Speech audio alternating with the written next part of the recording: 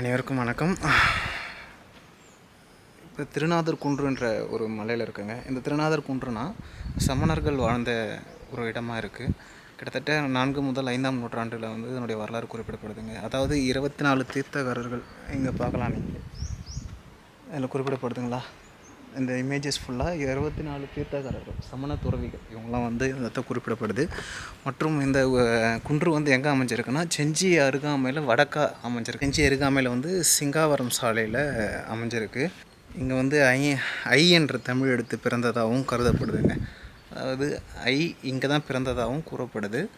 மற்றும் இங்கே வந்து சமண துறவிகள் ஒருவர் இங்கே வந்து 57 நாட்கள் உண்ணாவிரதமாக இருந்து கூறப்படுது. அதாவது அவர் பேர் கூட வந்து சந்திரநந்தாதி முனிவர். சமண முறைப்படி 57 நாட்கள் உண்ணாவிரத நோன்பு இருந்து வந்து இங்கே இருந்ததாக கூறப்படுது. அதாவது இங்கே அவர் அந்த 24 தீர்த்தங்கரர்கள் மட்டும் இல்லை, இங்கே பாருங்கள், அவங்க வாழ்ந்ததாக கருதப்படுற குன்றுகள், குகைகள் இங்கே தான் அவங்க தவம் இருந்ததாக கருதப்படுது. மற்றும் இன்னொரு இடமும் இருக்குங்க.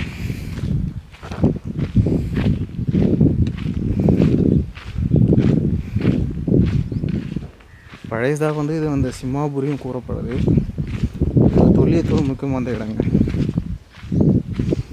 இங்கே நுழைவு கட்டணம்லாம் எதுவும் இல்லை. அதுக்கப்புறம் இந்த குன்று பாருங்கள், உள்ள போய் பார்ப்போம்.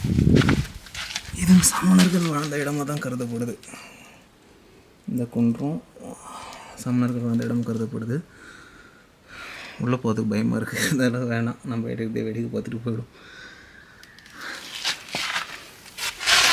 சமணர்கள்னால் யாருன்னா கிட்டத்தட்ட ஜைனிசம் பண்ணுவாங்க.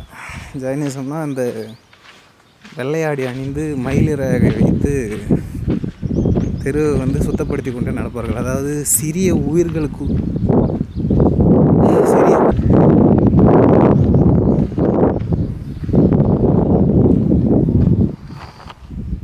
சிதைக்கப்பட்ட சமண சிற்பங்கள், இதனுடைய சிற்பம் இதுவும் சமணர்கள் முனிவர்களுடைய சிற்பம் தான்.